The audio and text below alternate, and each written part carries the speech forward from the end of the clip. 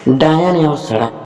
1000 साल पहले निकोबार में छुट्टी के दिन काम करने की प्रथा नहीं थी। दरअसल सप्ताह में एक रात डायनें जंगलों में इकट्ठी होती थी। सारी रात नाचती गाती थी और भूत प्रेतों व आत्माओं को बुलाती थी। अगला दिन उनके आराम करने का दिन होता था।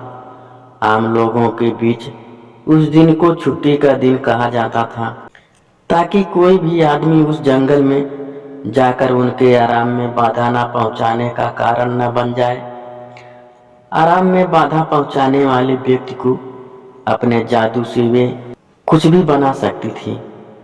लेकिन एक आदमी था जो छुट्टी के दिन भी काम करता था।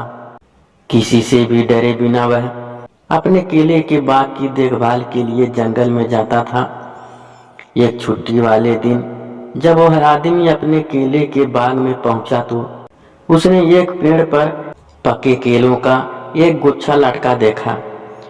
वह खुशी से फूला ना समाया। काटकर उसे घर ले जाने के लिए उसने अपनी जेब से चाकू निकाला और उस पेड़ की ओर बढ़ गया। लेकिन जैसे ही उसने उस गुच्छे को काटा, वह सड़क बन गया। किसी को भी इस दुर्घटना का पता न चला। जब गांव के लोगों ने कई दिनों तक उसे नहीं देखा तो वे उसकी खोज में निकल पड़े।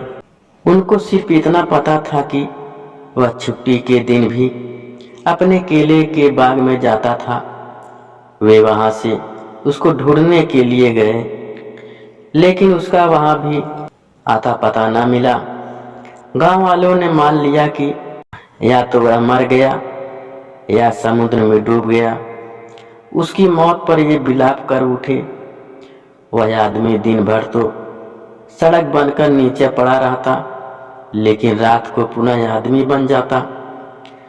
आदमी बनकर वह नाचता गाता और दूसरी डायनों की तरह प्रेत आत्माओं को बुलाता, उनसे बातें करता। जब वह आदमी बनता तब उसकी त्वचा का रंग सुर्ख लाल होता। जब वह सड़क बनता तब भी उस पर लाल धारियां पड़ी होती थी। लोगों को आश्चर्य होता कि वह सड़क सिर्फ दिन में ही दिखाई देती थी, रात में गायब हो जाती थी। लेकिन किसी को भी सच्चाई का पता न था। वह आदमी भी हालांकि दिन भर के लिए सड़क बन जाता था, परंतु उसकी इच्छा मरी नहीं थी। वह जब भी कोई पका केला देखता, उसका जी ललचा जाता। रात में वह पके केले खाने को दौड़ता। लोग हालांकि आज तक लाल धारियों वाली उस सड़क का रहस्य नहीं जान पाए। उन्हें नहीं मालूम कि यह वही आदमी है जिसने अपने बुजुर्गों की हिदायत और अपने रिवाजों को नहीं माना और डायनों को आराम करने के दिन भी काम करने के लिए घर से निकल गया था।